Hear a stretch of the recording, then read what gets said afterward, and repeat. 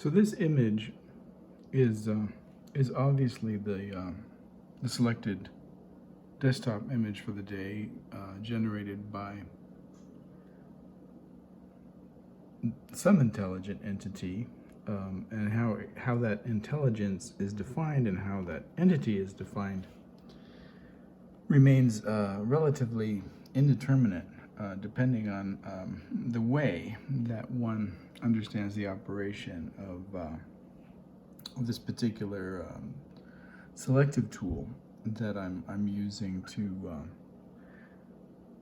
to make choices, if that word even really applies, regarding which desktop image is going to appear each day when I turn on my computer. And all of that is to say that the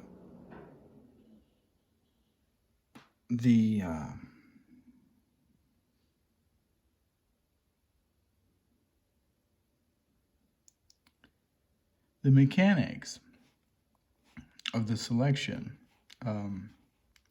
which is defined by this term random, is influenced by a whole constellation and universe of interventions that are far from random, and that demonstrate intentionalities. And without defining, all of those intentions and we could say motivated subjectivities, the constellation itself functions as a kind of definition of indeterminacy. And so I'll begin. I want to talk about space-time travel communication systems, and both structures internal to operations that I have constructed, and their relationships with external systems. And yesterday, I did two pieces that bring in this idea that's related to the Casimir effect, and we'll define that idea and why I brought it in, and why it represents both instability and interface, and with instability within internal systems and interface within toward or belonging to external systems and of communication. And I'll talk about why that is later, but first I want to begin by addressing this image that has shown up on the desktop. And this is, of course, an image of Cecil, who was killed. I prefer the term, murdered, who was murdered by an American dentist. And so Cecil represents, a number of things. He can represent to you a beast, or the king of the beasts, if that's the way that you regard this particular image of this male lion. He can represent the history of the destruction of our fellow living persons. Although animals are not defined by persons, and the performativity, the right to make those decisions about what defines personhood, is given to these authorities in our court system. And these authorities in our court system are given quite a bit of authority, both in relationship to lives of persons like this, and in relationship to persons that do fall within their definitions of personhood, such as ourselves, but to greater or lesser degree, right? And certain persons are considered, more personable, or granted more personhood than others. And this is, this belongs to the history of racism and the history of patriarchy and the history of all different kinds of isms that reflect imbalances of understanding in the equality and equity that should be provided to persons of all kinds. And of course, the Supreme Court is making a great number of decisions removing the qualifications of personhood from certain persons, and one of the issues is whether a person has the right to do with a person's body what a person chooses. And of course, it depends on what kind of person you're talking about, right? So the erosion of rights that women have to control their lives is sort of exponentially threatened, and this, or the erosion is exponentially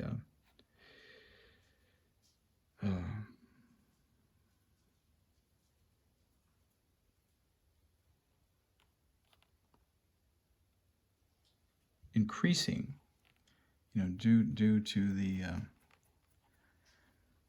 kinds of wear and tear that it's receiving from these assaults by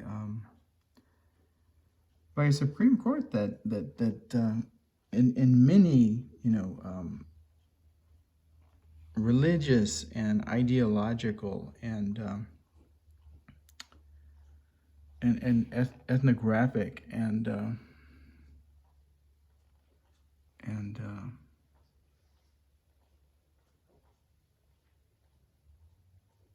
personally political ways does not really reflect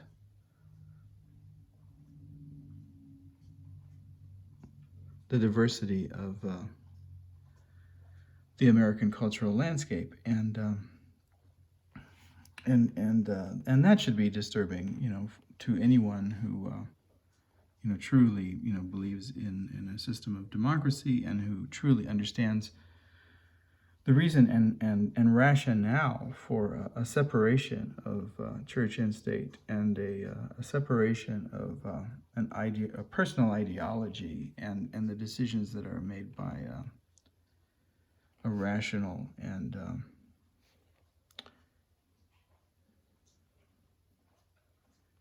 ethically motivated judicial system. So all of that, is lurking somewhere in my understanding and comprehension of the meaning and significance of, and when we say meaning of significance, it's not, just merely a semantic domain, but meaning and significance, of course, relate to fields of value, and those values, variously belong to domains of, aesthetics and ethics, and one could even say that you can place values, if not understood as, logic gates of, yes, no, or, indeterminacy, certain kinds of sort of resonant measurements of value that belong to the domain of cognition itself, right? Where we could have some kind of measurement tool of memory and understanding of this image as it's related to various discourses in these various domains, right? And we don't have to codify the domains, or make an inventory or list of them. That lion, this lion C, let's call him lion C, because his name is Cecil, relates to domain, let's say C prime, which would be cognition and memory, and maybe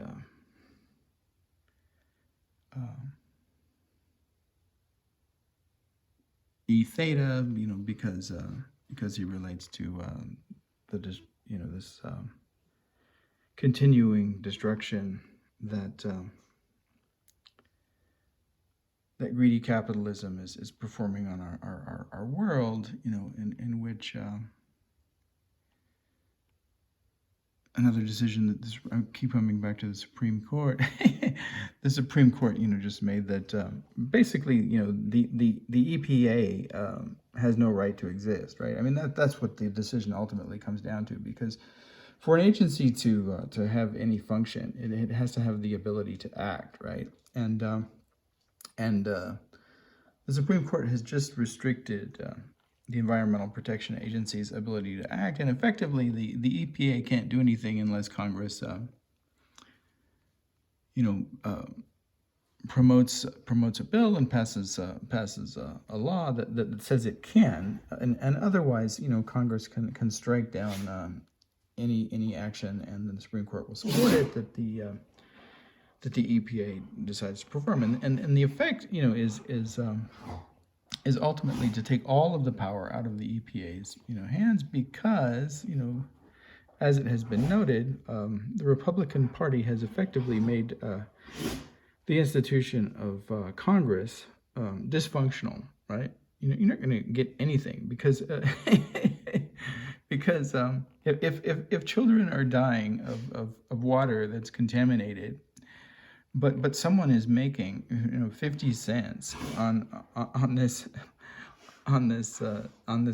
social crisis and this health epidemic that this water is causing, the Republican members will not protect those children, because they will support just like Ted Cruz, right? More children die now from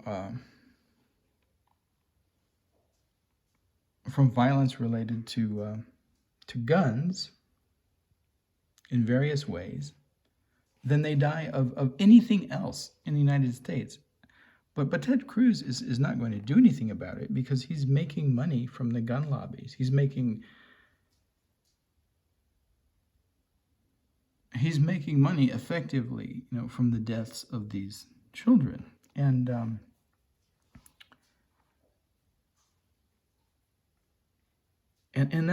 he's not going to change his mind, when provided with evidence and information and research, and because he's just looking for an argument to justify his receipt of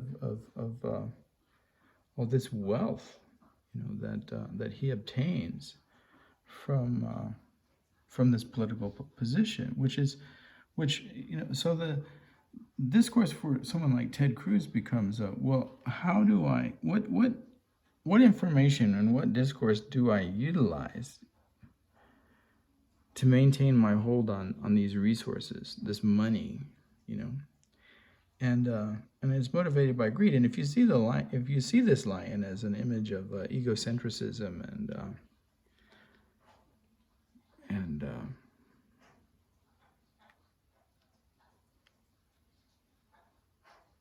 lack of perspective, right, and inability to understand that oneself is not the center of the universe. If you see that in this lion, then you see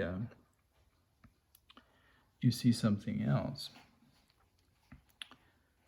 But all of that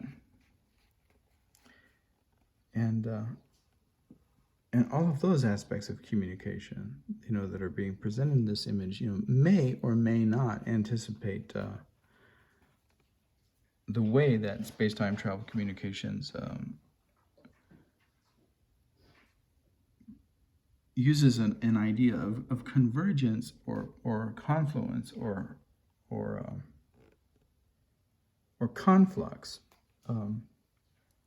in ways that are not entirely unpredictable, but that may be startlingly unexpected. And we've been addressing that issue recently in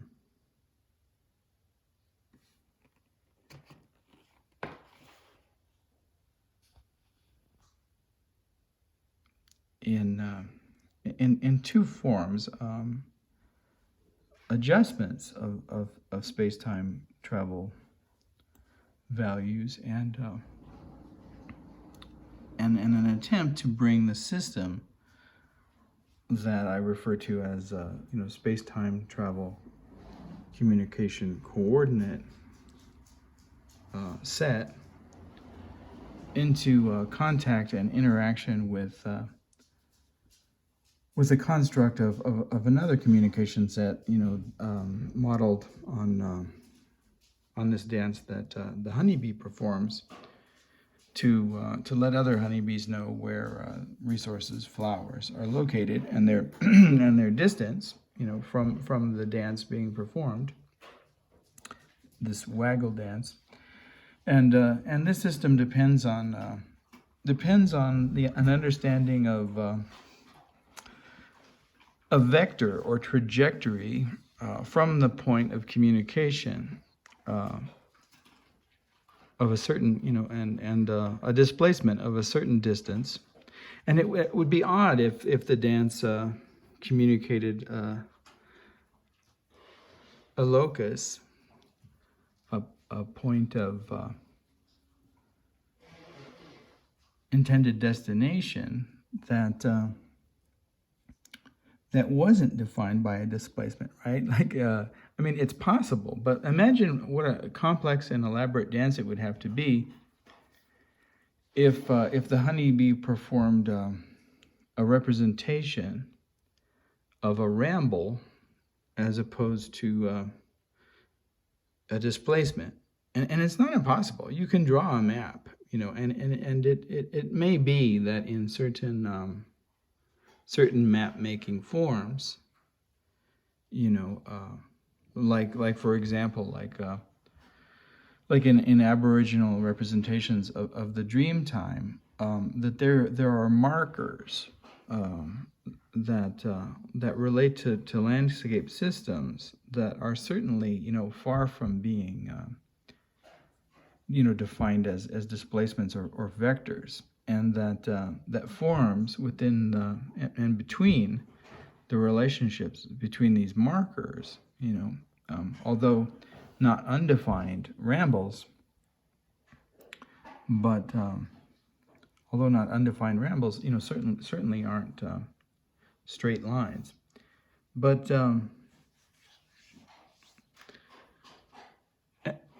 the honeybee, the dance that's performed, and the reason probably to simplify the dance is because the dance has to be repeated again and again and again, because the bee,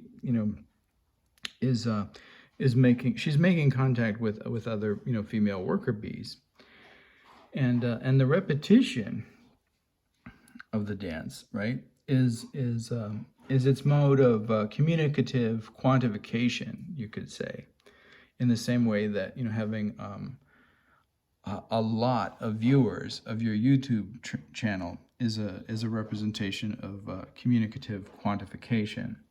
Now, communicative quantification on YouTube channels can be somewhat misleading, because for the same reasons that it's misleading to imagine that this image of the lion is entirely random and arbitrary, right?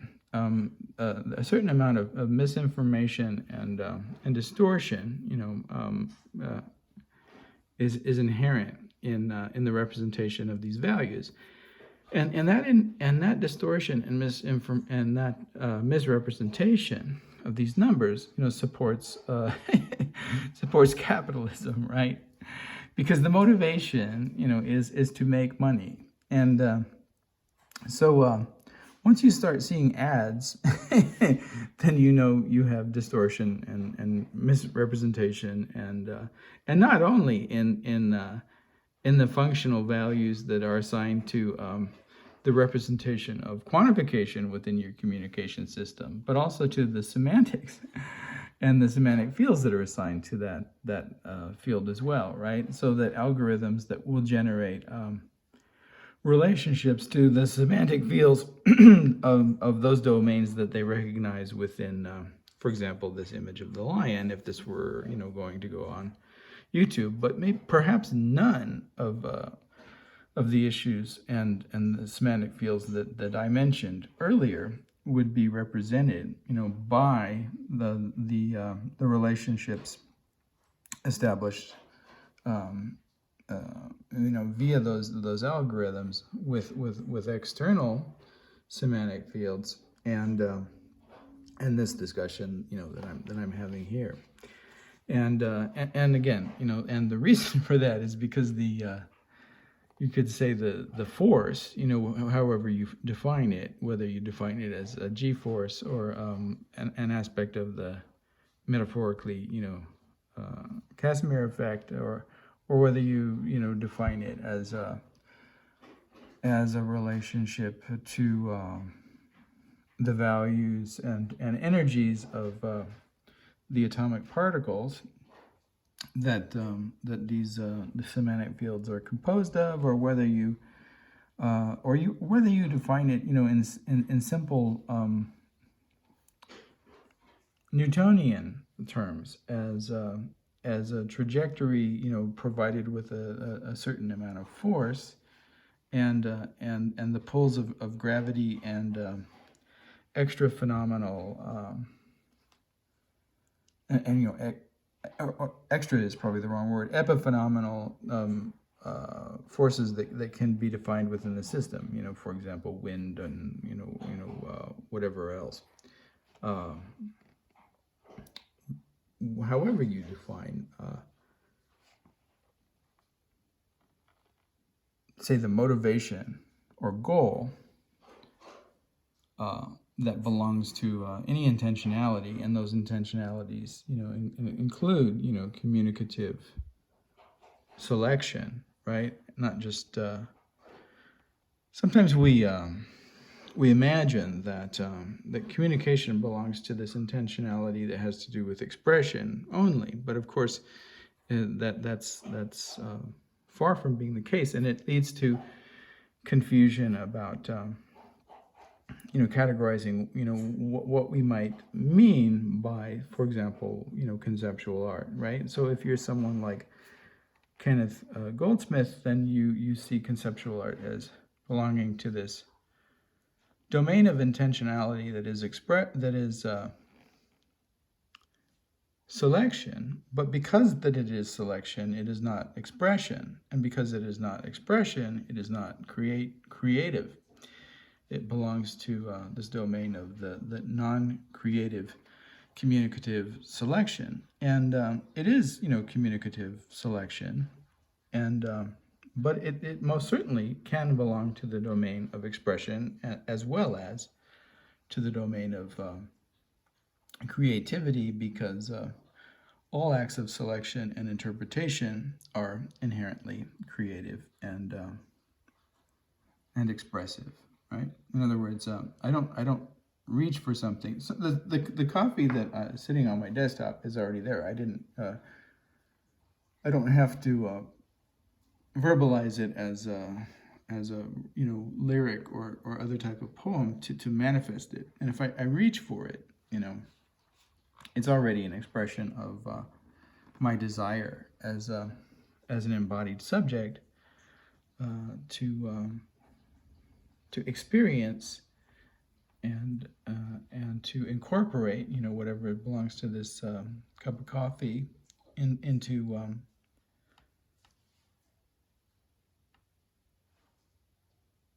the continuum of my interface with the physical world, and if I describe it or record that act of incorporation and interface, then that too belongs to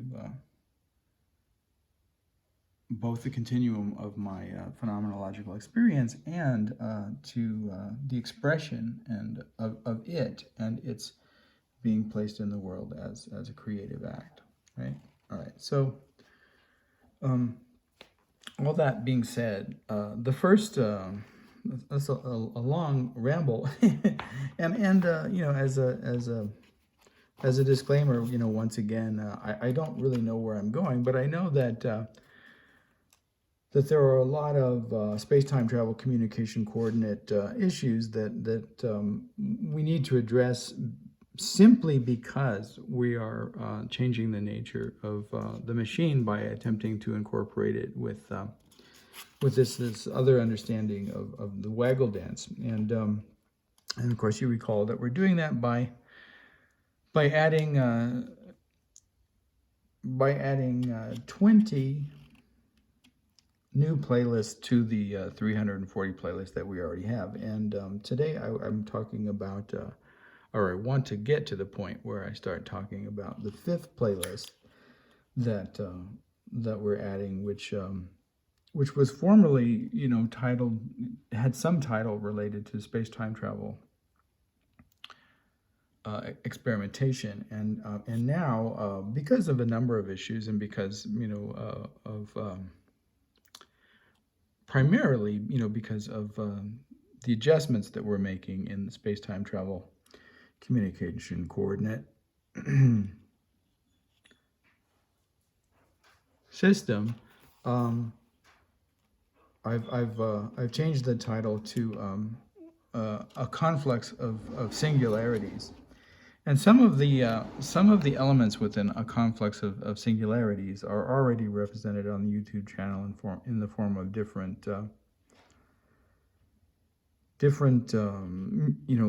musical or semi musical, because whether what I make is music or noise is also open to discussion and some sort of questions. It's certainly not what you might expect from more conventional understanding of music. But in any case, some of it sounds very musical, and some of it maybe doesn't. And the pieces on a conflux of singularities tend to fall on the side that might be more recognized as noise than as music. But some of these pieces are already available, and they may have different titles, but they're easy enough to recognize if one is really attending to the relationship of identity between the acoustic materialities, right? And the name doesn't change that. So to begin, and beginning with the image of a lion, I'm gonna read the first part of Italo Calvino's T0, which is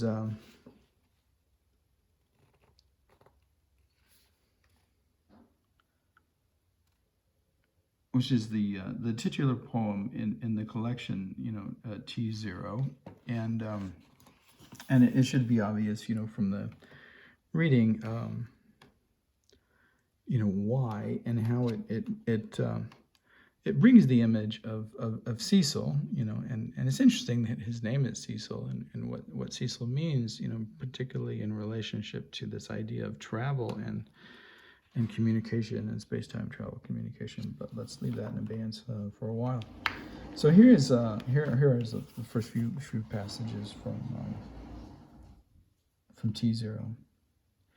I have the impression this isn't the first time I found myself in this situation, with my bow just slackened in my outstretched left hand, my right hand drawn back, the arrow A suspended in midair at about a third of its trajectory, and a bit further on, also suspended in midair, and also at about a third in its trajectory, the lion L in the act of leaping upon me, jaws agape and claws extended. In a second I'll know if the arrow's trajectory and the lion's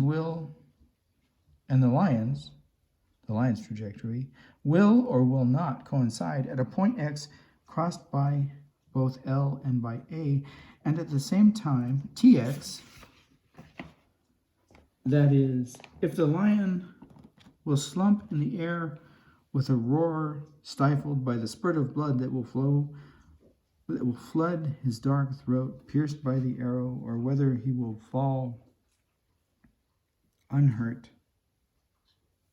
upon me, knocking me to the ground with both forepaws, which will lacerate the muscular tissue of my shoulders and chest, while his mouth, closing with a simple snap of the jaws, will rip my head from my neck at the level of the first vertebrae. So many and so complex are the factors that condition that parabolic movement, both of arrows and of felines, that I am unable for the moment to judge which of the eventualities is the more probable. I am therefore in one of those situations of uncertainty and expectation where one really doesn't know what to think. And the thought that immediately occurs to me is this: it doesn't seem the first time to me. With this, I don't mean to refer to other hunting experiences of mine. An archer, the moment he thinks he's experienced. I've read that part incorrectly. Let me go back. I get what Italo Calvino is doing here, and he's doing it with a colon, and I misinterpreted what that colon represented as I began reading what followed it. With this, I don't mean to refer to other hunting experiences of mine, and then there's the colon, and it really represents a new sentence. An archer, the moment he thinks he's experienced, is lost. Every lion we encounter in our brief life is different from every other lion. And then there's a semicolon here, and he probably is doing the same thing that he did with the colon. The translator is Weaver. What's his name? Let me see. William Weaver, I think. And he's very good. But the punctuation here is a little bit confusing. Okay, so here's the full sentence, and I'll read the punctuation into it, but it's really a series of sentences. With this, I don't mean to refer to other hunting experiences of mine, colon, but recognized as period. An archer, the moment he thinks he's experienced, is lost, semicolon, but really in period. Every lion we encounter in our brief life is different from every other lion, and then semicolon again. Woe to us if we stop to make comparisons, comma, to deduce our, which really is a comma, to deduce our moments from norms and premises. I am speaking of this lion L and of this arrow A, which have now reached a third, roughly, of their respective trajectories. Now, and of course it goes on, and it goes on beautifully, but we don't really need to proceed any further.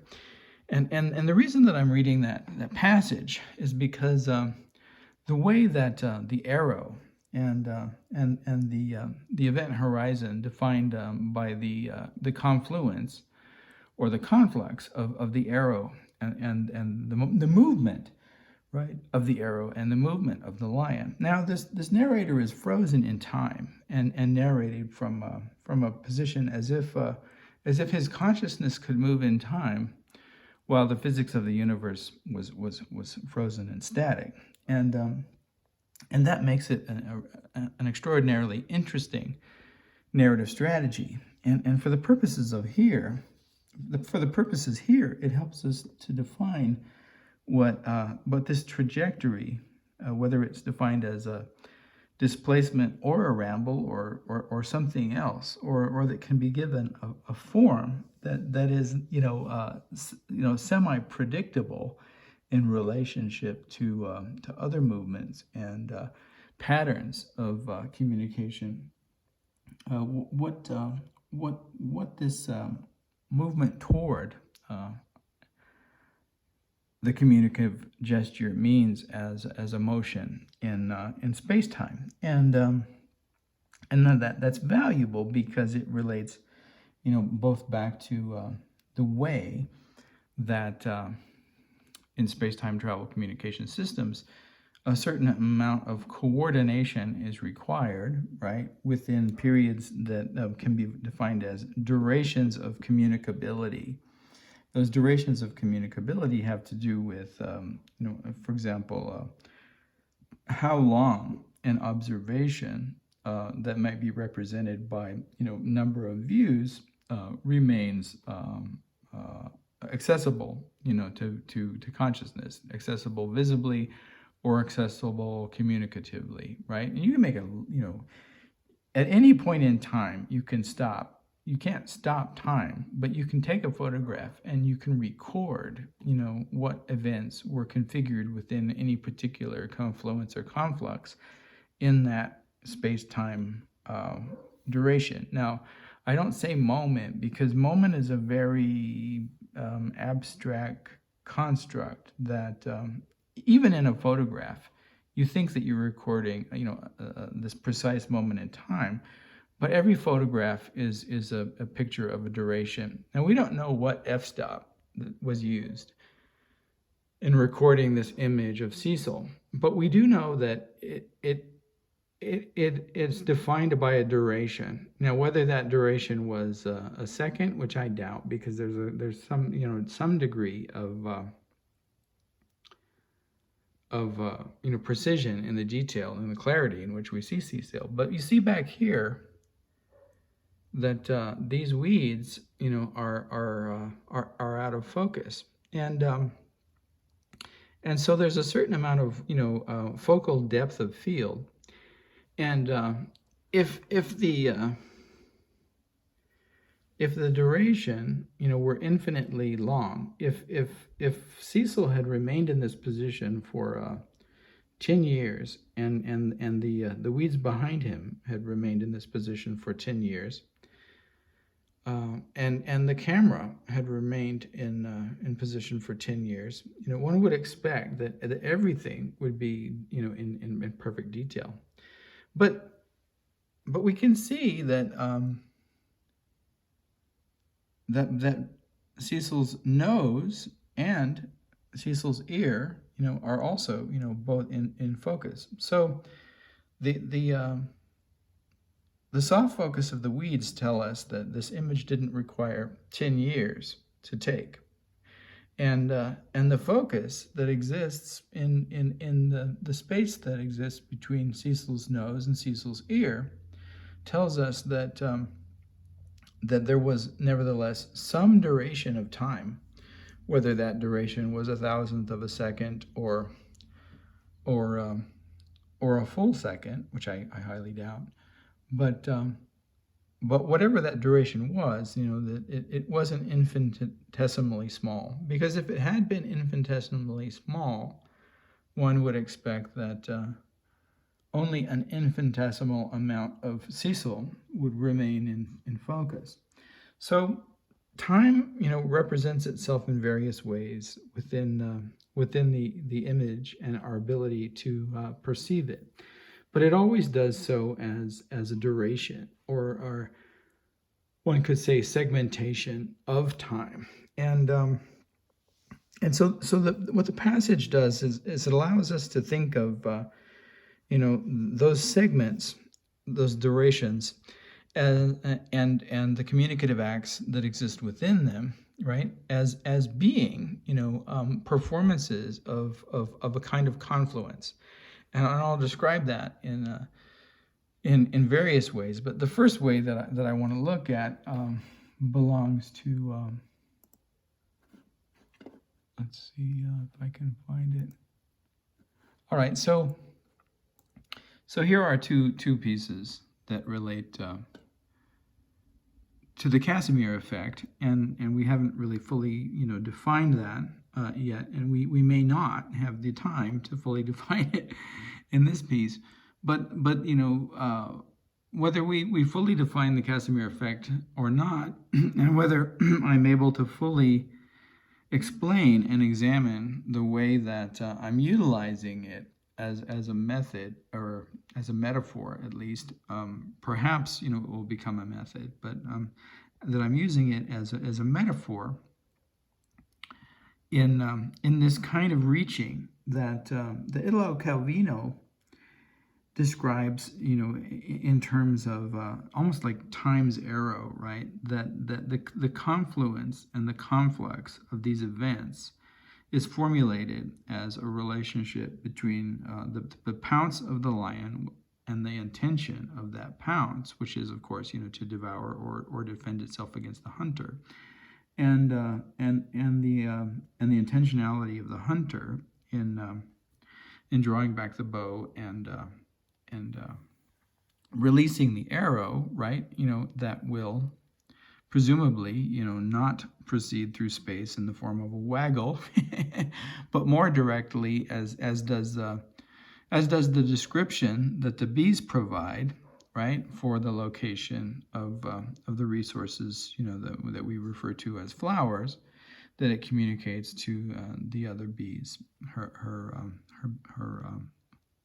workmates in the hive, and certainly the hunter, in his intentionality of either or for whatever reason that he's in this particular presentation provided by Italo Calvino, the motivation seems to be self-defense, right, and the preservation of his own life. But he certainly hopes that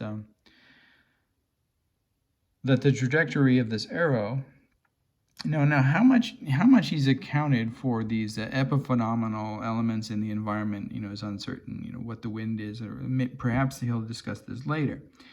But presumably he was caught unaware, and he's defining the trajectory of the arrow largely in terms of his experiences as a hunter, and what his body knows about the environment, and he's not having a lot of time, right, to make all of these considerations, and one could say that it belongs to a lot of it belongs to muscle memory and intuition, and perhaps even to instinct in a certain response, in a certain way. Now the relationship between instinct and intuition in communication systems is not particularly significant in this instance that I'm recording, but it is for the hunter. And what I mean by the distinction between intuition and instinct is, I'll give an example of the following. So when I walk in the daytime, I utilize my eyes and my other abilities, to perceive, right, in the classic sense, the environment, smell and hearing and all of these things that tell me, how to stay on the path and how to avoid danger. And if a rattlesnake is present, it makes a noise, and I recognize that noise, and I know to go around it, and I see the trail, I see the canyon wall, I see the tree not to bump into. But when I walk at night, particularly on those nights, when on the night of a new moon, and if it's overcast and there are no stars to see by, I don't walk using that kind of perception. I walk using intuition, and I have to feel the night. And even feeling there is a kind of metaphor. But one gives up the understanding and the memory of the trail and the ability to perceive the trail, and just proceeds from what one feels as trust in the motivation toward directionality, and that's intuition.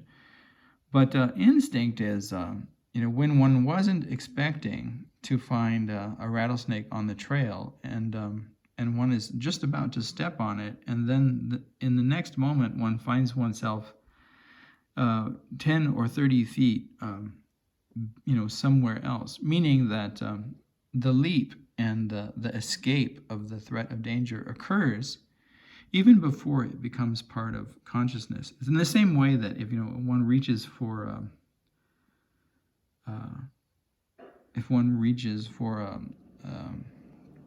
a skillet that's been placed on burner, and one isn't aware of the amount of heat that it holds, and then the moment that one touches it, one draws one's hand back and away from it and protects oneself from danger. And it hasn't even really occurred to consciousness yet that, oh, this is hot, right? The response belongs more to the body and the body's memory of threat and danger, and than it does to the mind's ability to process that, cognitively, and come up with a solution set of possibilities that remove the embodied subject from that danger of heat. Okay, so that distinction is perhaps important in for this particular subject, because the experience of the muscle memory, or the set of intelligences that belong, and the set of powers and abilities that belong to this precognitive directionality force that we sometimes refer to as instinct, that's directing this being away from danger, will determine whether this individual lives or dies. And largely that's not configured in fortunately that largely is not configured in the way that we need to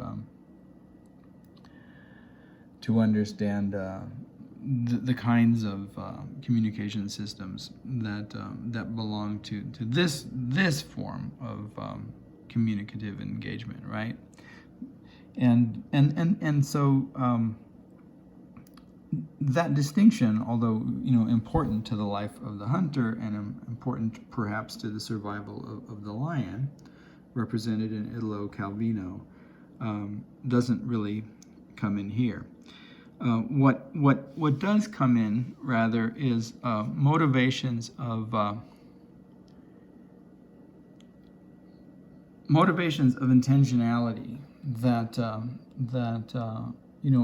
may be entirely conscious, or may belong to some realm of unconscious desire and avoidance that is perhaps better described in Jungian or Freudian terms even. But both modes of self-awareness and intentionality and an unconscious motivation, belong to this system.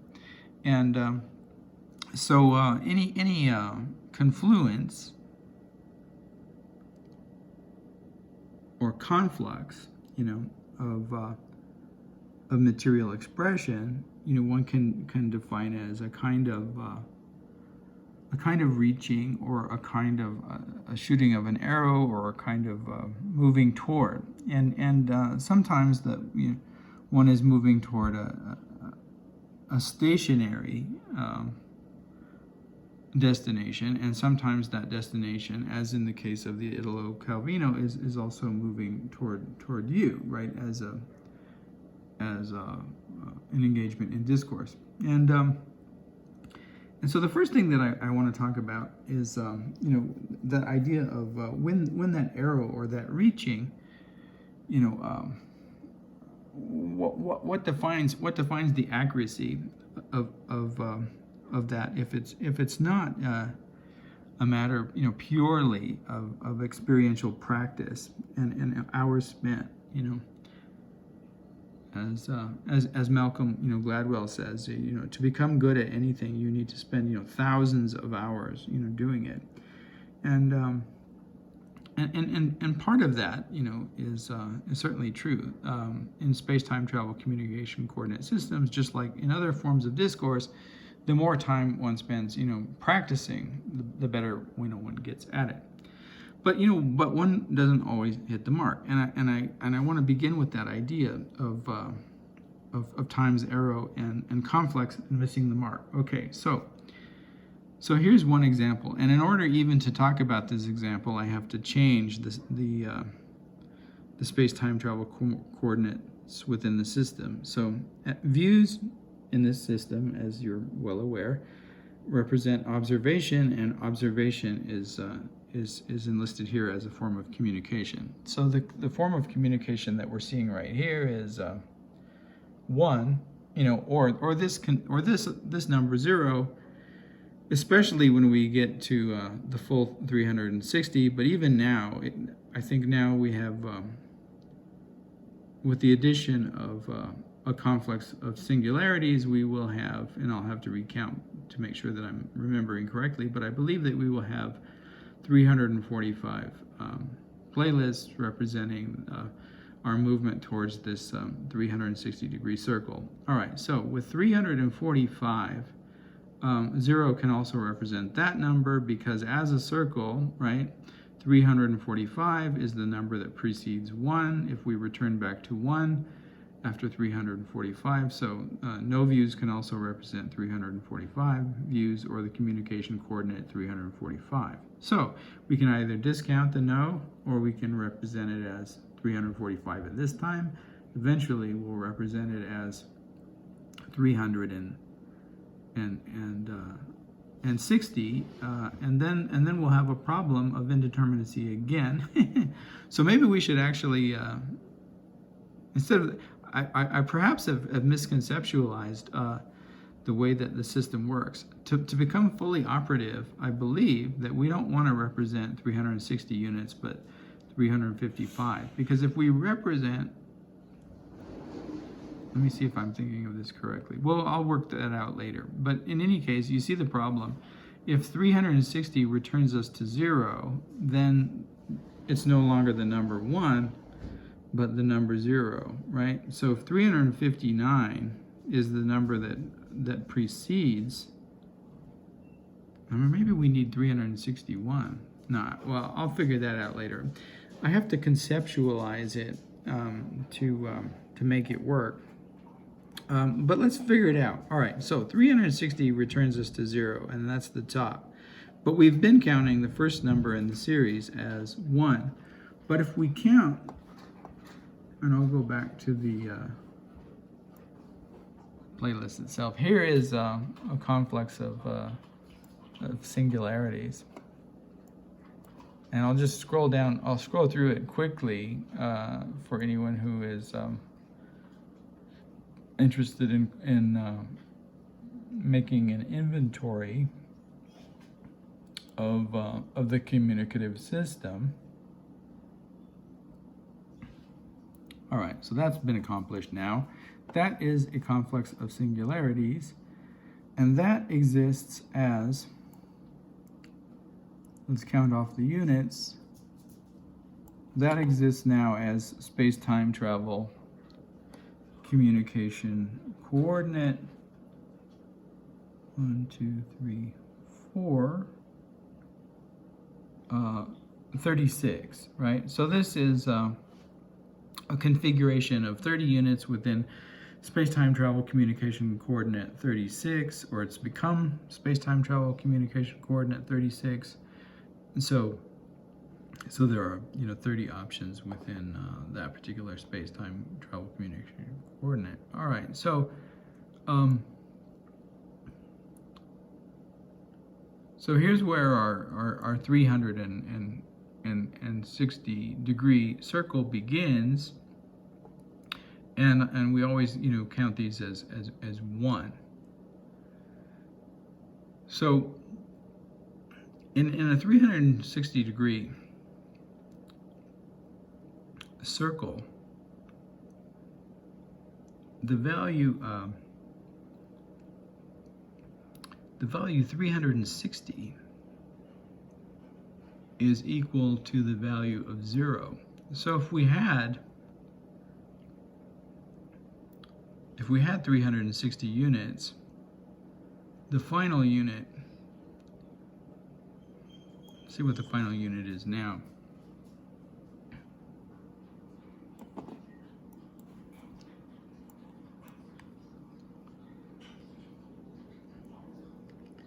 Zakir Hussain should represent 0 in if we go up to the 360, it should represent 0 in this system. And the way that we can do that, and I've said that I've said also that I have wanted to augment and increase the initial set, or the complex set that precedes the 360 from what it was, which I believe was 32 to 40.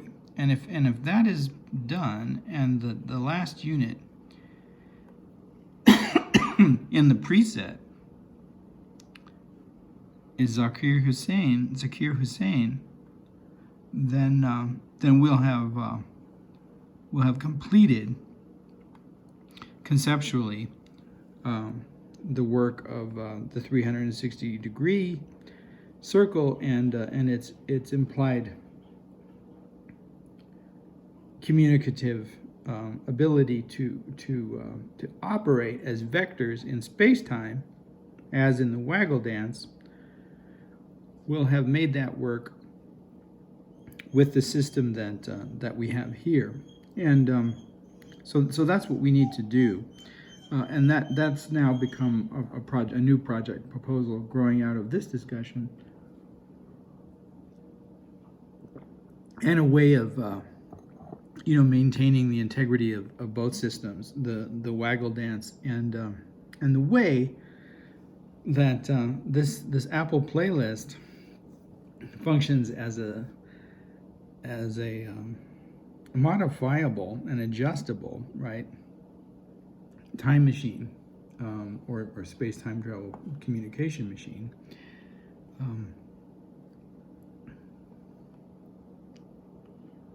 That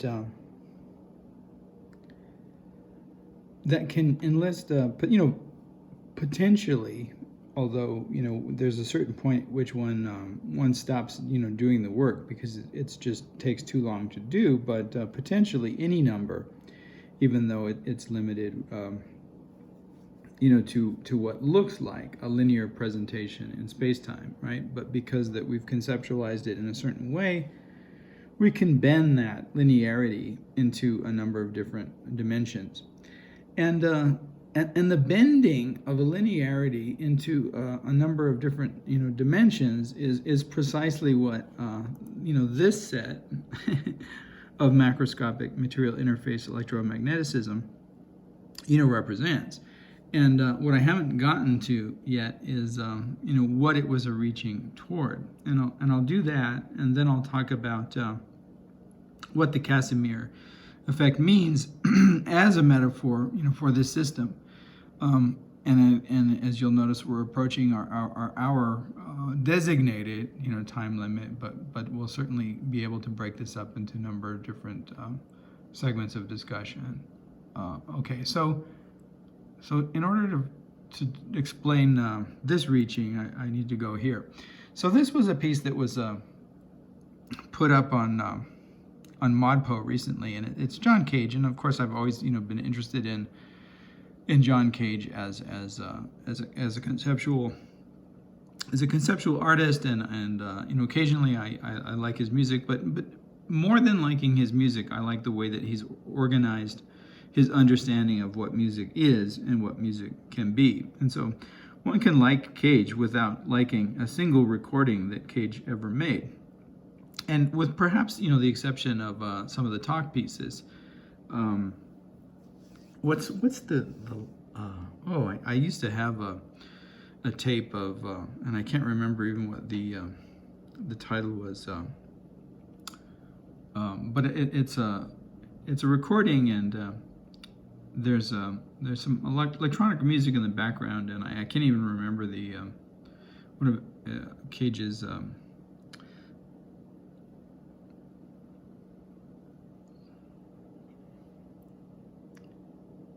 one of Cage's peers and fellow musicians is performing electronic music and sort of punctuating almost in this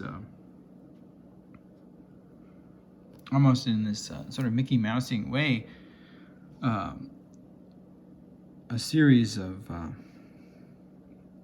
brief anecdotes and parables and observations and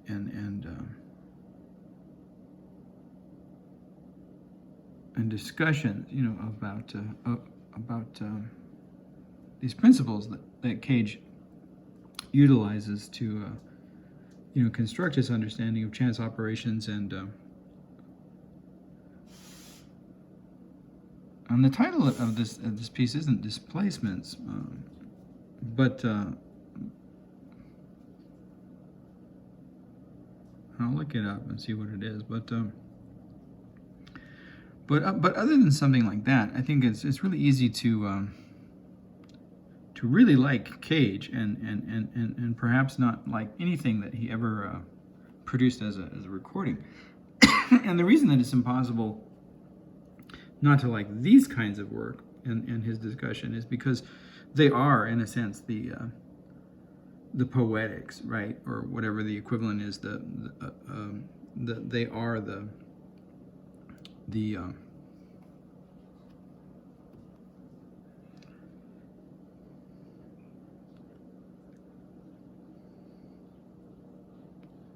formulae, that organizes the domain, defined by, what we understand as, Cage, what makes Cage Cagian, as opposed to the recordings that are, one could say, singularities or particularities that might, hit or miss. And so this particular, sample of Cage, I was finding relevant to the ongoing work, that we've been doing, and I wanted to coordinate, a communicative response with it. In other words, I wanted to create, some kind of material interface, between the publication of this piece and some of the discourses and the material, manifestations that have, you could call, art, or whatever, but that have recently shown up on the YouTube page that I use, and the way that I wanted to do that was I wanted to coordinate the number of views received here, and especially as modified by our understanding of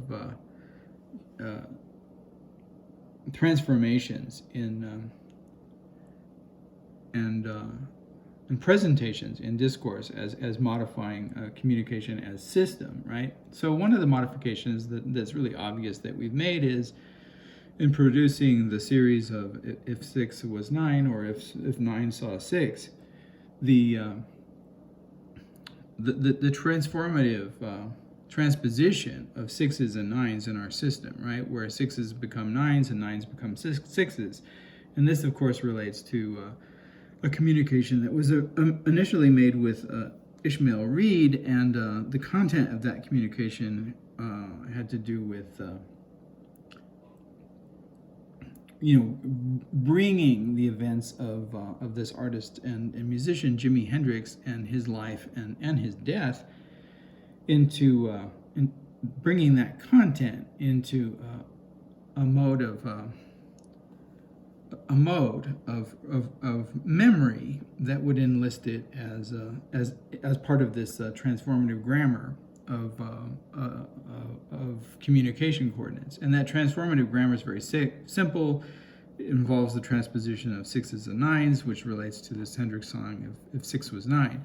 And it does so in an ironic way, but the irony is intended as a kind of field of investigatory memory, right? And that field of investigatory memory belongs to space-time travel in another way, that defines memory itself as a form of space-time travel, but not a mechanical one, right? Rather an intuitive one. And so that in and of itself, belongs to the discourse of temporal movement and duration and observation as communication in these types of systems, and the way that a machine can be defined, contradistinctively from an organization of intuitions. And that organization of intuitions, can belong to memory, and can belong to what would you call it? A physio-phenomenal logical experience of the world that's defined by a duration set that is not as cognitively self-aware as generally we think of as memory. And that distinction, if you go back to what I was saying about the distinction between intuition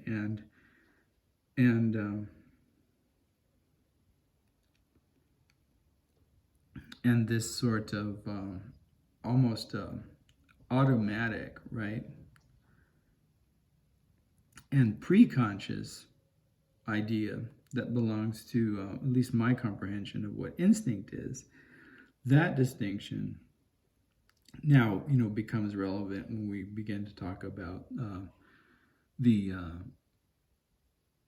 limits of the confines of memory within fields of intuition. And I'm think of Proust, right? And for Proust, it's that Madeleine, it's eating and the smell and the taste of this. And so having this experience in the physical world, that almost like, right instinct that one has no control over, that brings this flood of memories into existence. Now, one may or may not be able to shield oneself from that. And then the question of how the physio-phenomenological experience of the taste or the smell or the color or whatever instigates the opening of memory. We could say that there's like, think about it as a logic gate, right? So the Madeleine is like a logic gate, and one doesn't really have any control over like what the logic gate does, if it's a yes or a no.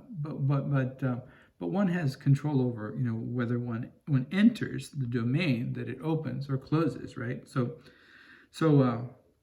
really in this case it's always opening, right? So think about it as a gate, and then the gate itself, the mechanical operation of the opening of the gate, you could say, belongs to almost this domain that approaches instinct. But once the gate is open, the flood of memories, or whatever the experience of the domain that belongs to the room that the gate opened to, is intuitive, first of all, and then can belong to or other organizations of consciousness as one proceeds into the writing. And that's what makes Proust, in my mind, a more interesting space-time traveler than many science fiction writers, right, who don't understand that. And there are certainly some science fiction writers who do understand something about space-time travel, but there are a lot of science fiction writers who understand absolutely nothing about space-time travel as well, and that merely remain within the descriptive. And the descriptive, whether one is describing space-time travel or non-space-time travel, is never actually space-time travel, right? So this idea of the merely descriptive, right, can operate. One could say that descriptive writing, insofar as it is descriptive, can operate as the kind of logic gate that the Madeleine operates as, but never anything more, right? So, in order to describe the domain beyond the Madeleine, that one has to proceed elsewhere, and Proust accomplishes this by becoming meta-descriptive, by becoming descriptive about what belongs on the other side of the Madeleine. But generally, the description, remains within this realm of what I would call, imaginative figuration, and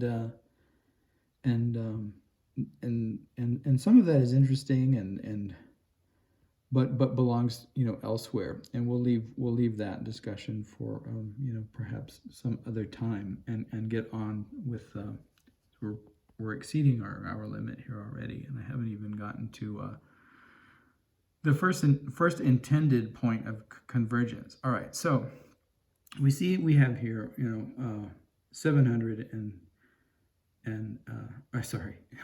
75 views, and the problem with the 75 views for my intentionality in shooting time zero, or the construct that I intended with this piece, and I have to change the number, unfortunately, to demonstrate this, but so that we'll have 2 views, because I'm about to look at it again.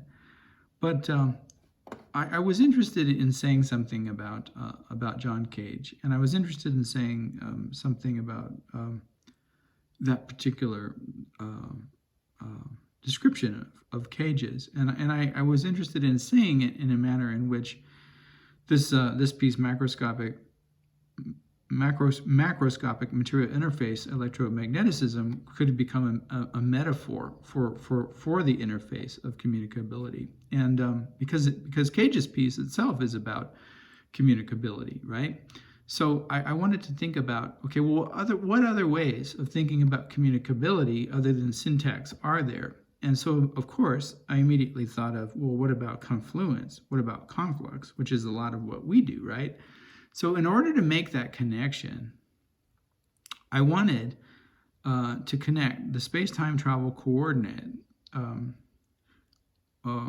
in our system with the view in this system. All right, and okay, so I anticipated, and this involves like planning and cognitive awareness more than it does intuition. And so this is a matter of seeing the lion and drawing the bow, in a certain sense. Although I'm not advocating killing lions here, as my discourse on Cecil should make clear. I'm very much concerned with defining Cecil as a person and having the right to exist, and I in no way respect or condone hunting, right? Okay, so that disclaimer is placed out there. All right, So let's look at the space-time travel communication coordinate that we have within the system, and I'm on mute here, but I can turn it up briefly. I don't think we'll have any copyright strikes with this, since we already managed to get it up. All right, so this is Firewalls by the artist Mal Waldron, who's represented as Eric Dolphy in our system, but from the album Quest. All right, so keep that in mind. All right, so if we go to the system here, and we're on space-time travel communication coordinate 36 right now, but let's go to our set of 40s to make it easier. That's 40.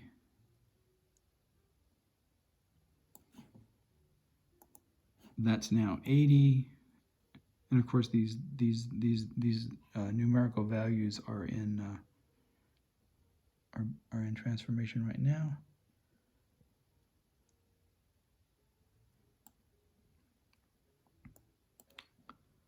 All right, that's 80, and I believe we're looking for 94. Let's see if we got. Let's just count this out. 1, 2, 3, 4, 5, 6, 7, 8, 9, 10, 11, 12, 13, 14, 15. Is that correct? Let's go from the top again just to make sure.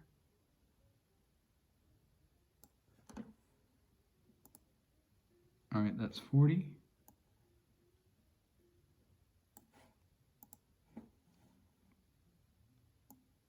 That's 80.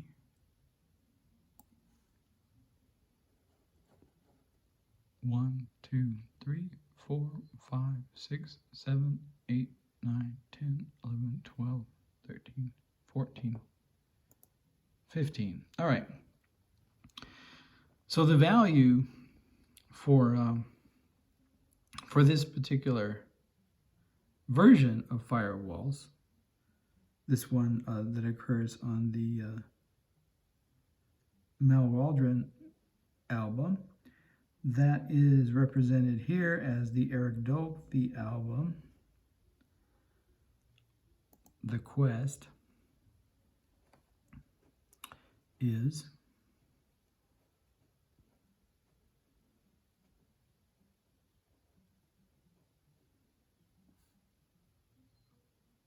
96,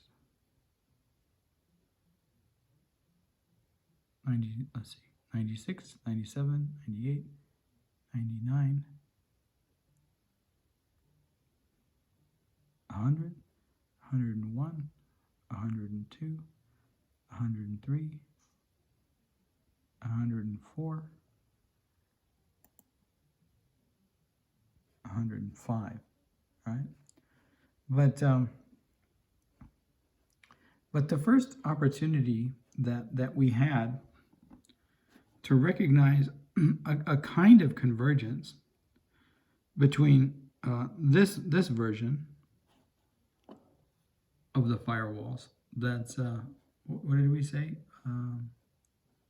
Let's see, 95, 96, 97, 98, 99, 100, 101, 102, 103, 100. That's at 104.7 was at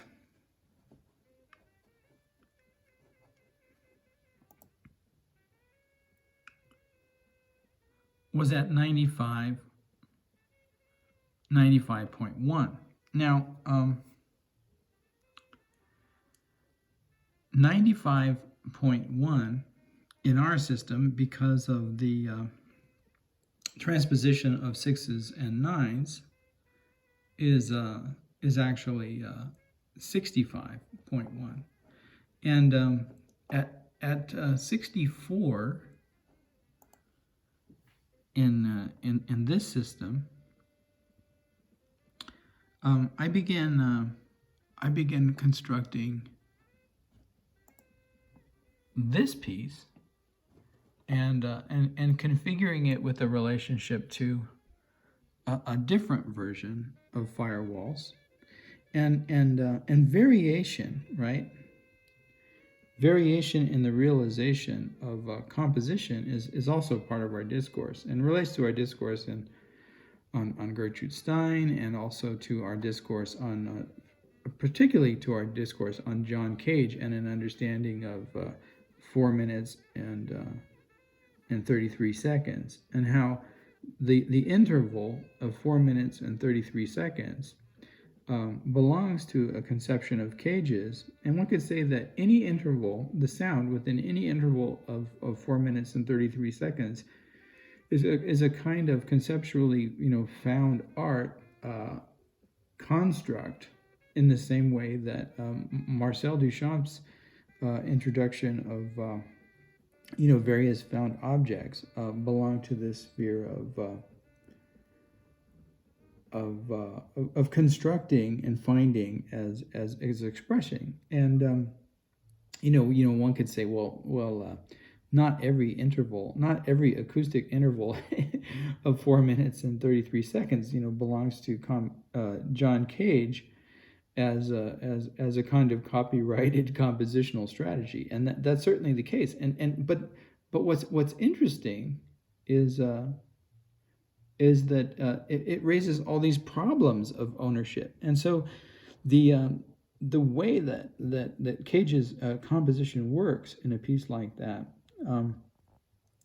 gives rise to as many aporias in the metaphysics of our understanding of aesthetics and ownership as it does to our re-experiencing, phenomenologically, the musicality of the boundaries of our world, and that's probably one of the reasons why I like it. So, this question of identity, whether a composition is identical with itself, or if each playing of the composition is different and unique, is part of the communicated message. And what I was trying to what I was trying to perform was the confluence or the conflux of space-time travel communication coordinate within this system, which is 65, right?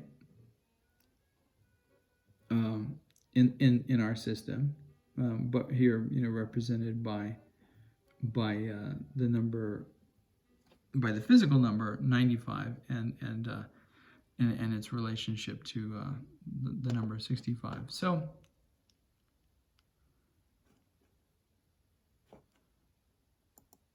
I was playing with two things. I was playing with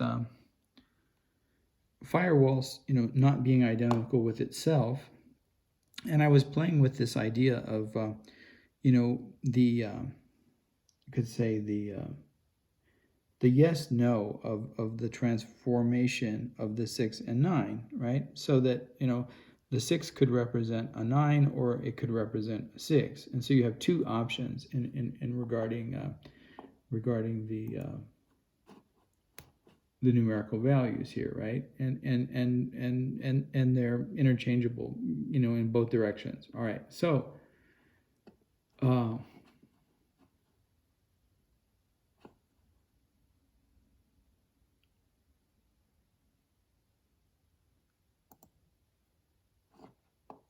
at 95, I was hoping that interchangeability would intersect with a 65, and it never did. in spite of my experience of shooting these kinds of temporal arrows, and of creating these kind of confluences and confluxes. Even with my best efforts at manipulating the data and providing what I naively assumed to be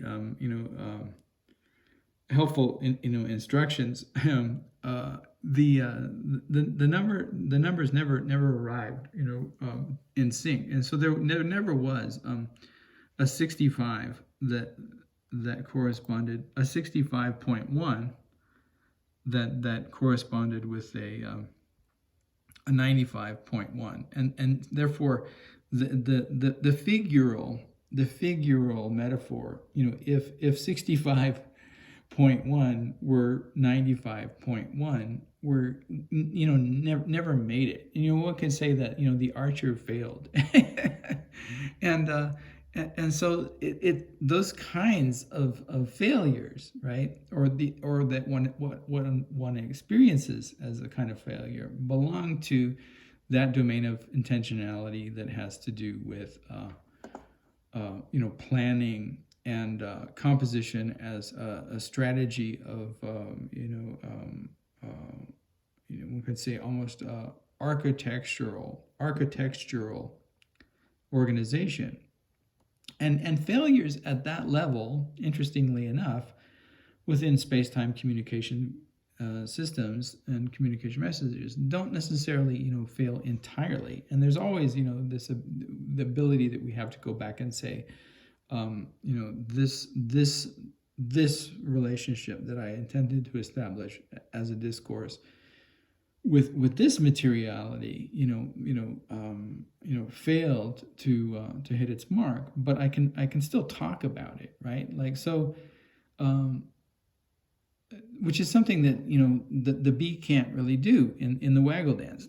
If the bee, and I don't even know if this is possible, but if the bee representing the space-time coordinate of a particular field of flowers to her fellow bees, if she fails to describe that accurately, or if this dance that she's performing in space and time, and that has this particular duration, if her instructions fail to describe the locus that she intends to describe, she has no way of metacommunicatively going back and saying, "Oh no, I got it wrong, guys. It's over here." She can do a different dance. Once she, and like I said, I don't even know if a bee is. If I don't even know if it's possible for a bee, to misrepresent the location of a field of flowers. Maybe it belongs so much to the domain of instinct that she can't get it wrong. But in the way that human communication systems work, because they involve these fields of experience and cognition that exceed the boundaries of the purely instinctual, we can make errors, and error in a system like this is interesting because it gives rise to new modes and means of coordinating and revising and redoing that probably don't really belong to the bee's experience and the performance of a waggle dance. And it was certainly never necessary for a bee, or never even probably a possibility for the bee, to conceive of the waggle dance in relationship to other forms of communication and systems of communications that may or may not belong in a particular moment and duration to the realm of bee communication at all. So having missed the mark. Now what I liked about this particular piece, and one of the reasons why I chose it, well, for a number of reasons, also relates to dance, and I thought of the connection between the bees and the proximity of this second piece on this album, Bee Vamp and the Waltz, right? So even if you missed it by 1 unit, plus or minus 1, you would still have a relationship to a kind of a field that belongs to this coordination. And then, of course, the third set, the Prophet. In systems like this, one is predicting the future based on patterns and coordinations and understandings of relationships in time space that others might not be aware of, that might seem prophetic and perhaps sometimes are and sometimes are not, right? But for example, like it was easy to predict.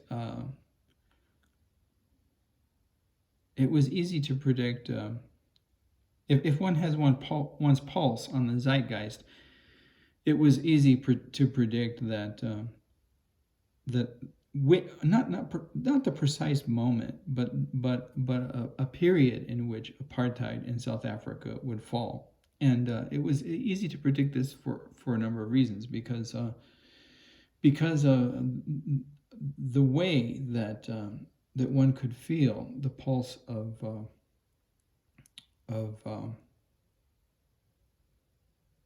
engagement in the social field, in the experience of the media, and the way that the pulse of that social field was affecting the economy and political stability of the South African white minority racist apartheid government at that time, and it could be felt in micro vibrations, like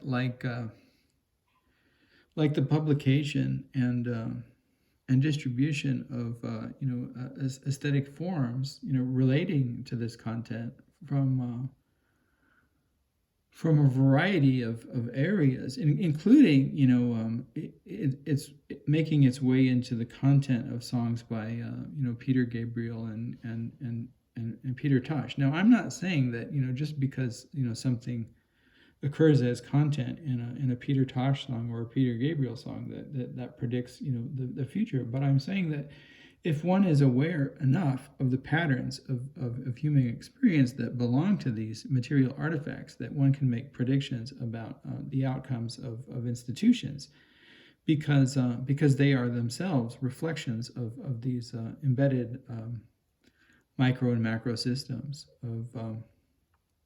of communicative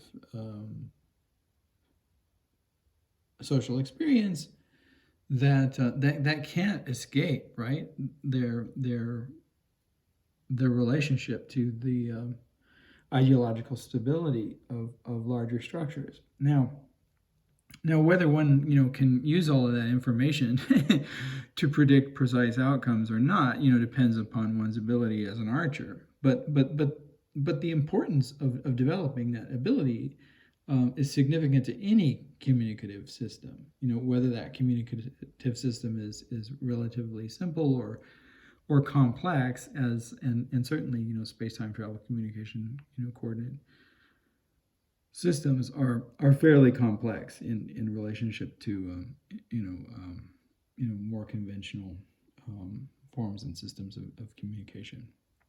But in any instance, another reason that I chose, I chose this piece, you know, because of all of that belonging to this set, but also because it's a composition that belongs to these multiple sets. So it exists here at 9565.1, and it exists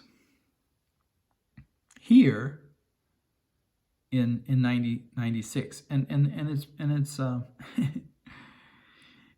its presence in 96 is perhaps the most important and should be the most obvious, right? Because its presence in 96, you know, is in a sense meta-communicatively related to the transpositional possibilities of the 6 and the 9, and therefore to that transformative grammar that belongs to the Jimi Hendrix set, if 6 was 9, and to the initial communication made with Ishmael Reed and the elaborations of the if 6 was 9 discourse across these multiple, you know, fields and domains of interpretation that include both waggles and displacements, right? And again, here, it's immediately followed by,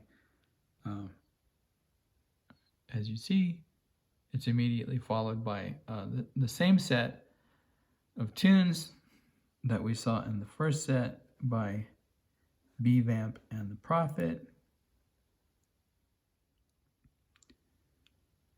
But its presence in this set is let me slow down. But its presence in this set is an example of a displacement, but of a different kind of displacement, because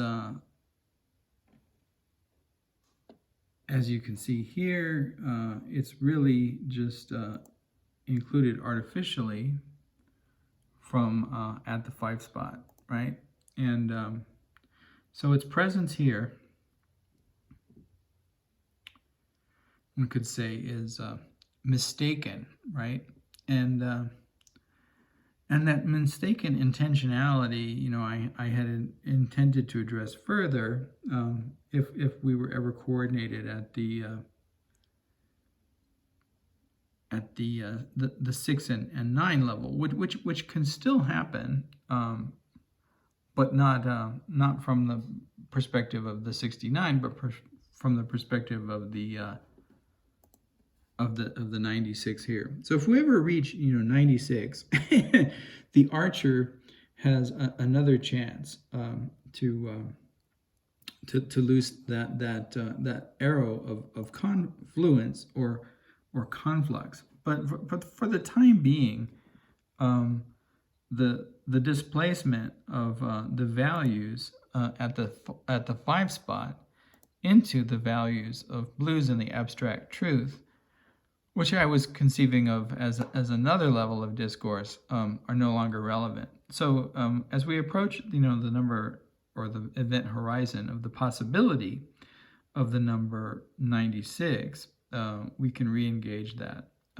But for the time being, we can simply remove the displacement.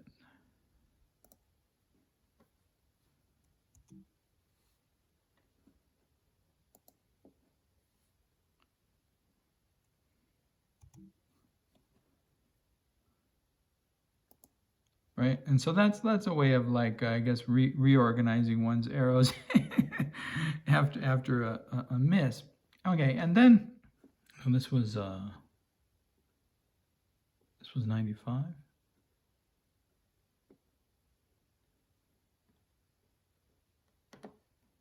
So that's 105. All right, so at 105, we have another opportunity for this convergence, and that's 30 views away. But the problem is that the duration for the stability, right, of the coordinate in this system, which I've already changed the number of views on. So I've already changed just by talking about this and needing to demonstrate, which piece was utilized. I've already changed the dimensions of the duration under which this communicable message can occur, right? And the opportunity for there to be a convergence of this piece and its relationship to the communicable number here, has passed. Now, when we were here, and let's see, let me go back. When we were at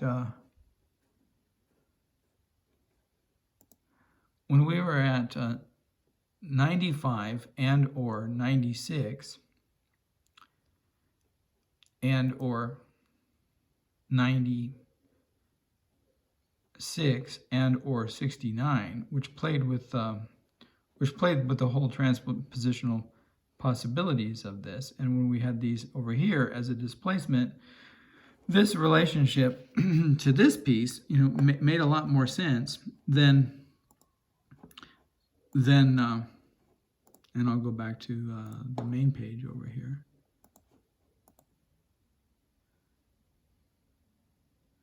Because it existed in within the durational set that we might call now, then it will, in however many days or weeks or months, after which, these pieces are no longer in the space designated within the duration set now, right? So no one is going to find that relationship, because there's no real spatiotemporal possibility of a confluence. We missed. Now, we had two opportunities to target a hit. We had because I cheated, right? And I added I added the information from the unit 95 into the unit 96, and I did that, and I was motivated by the conceptual concern for that transposition itself, from the transformation of 6s to 9s and 9s to 6s that's been a part of our communication setup for quite a while now. And that all made sense, and it all made sense, but it particularly made sense as a confluence or as a conflux of these variabilities in these systems and the singularities contained within those systems. And now it no longer makes sense. And so effectively, whether the bees can do it or not, I've performed or attempted to perform a communication in by means of a conflux that missed. And so if you're using that metaphor of the arrow in Italo Calvino's T0, the leaping lion and the arrow never met in the conflux of the firewalls and John Cage's discourse, and so if I were a bee,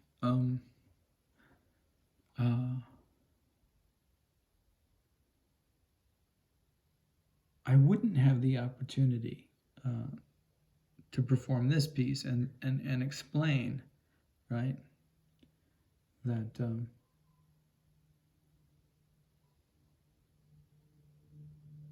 that all of this, was going on in the dance, and I wouldn't have the opportunity, right, to convey, the sort of meta-communicative and meta-transformative processes that go on, and the meta awareness that becomes part of the play in the description of someone, say, like the narrating subject, right? In this piece, in the Calvino, who can exist both in this frozen moment and in the time of the narrating. So here it is in the imaginative construct. The space-time motion has stopped, but consciousness proceeds, right? So in this case, the narrating subject isn't certain about the outcome of this event horizon, and it has a stake, in hitting his mark. In my case, in narrating this piece, which is in some ways exactly like the strategy that, and in some ways not, but in some ways exactly like the strategy that Italo Calvino utilizes here, but I'm rather doing it retrospectively and retroactively. So what one could say is that I'm performing a T0 in the manner of Marcel Proust, right?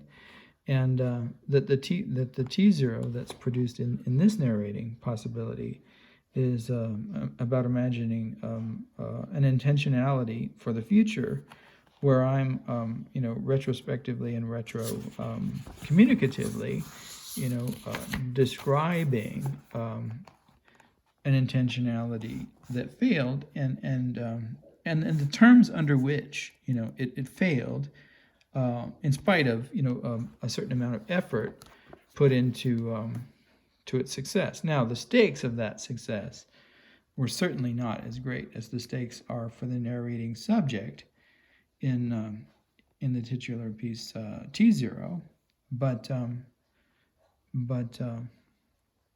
nevertheless, one always regrets, or not perhaps regrets, feels less than satisfied with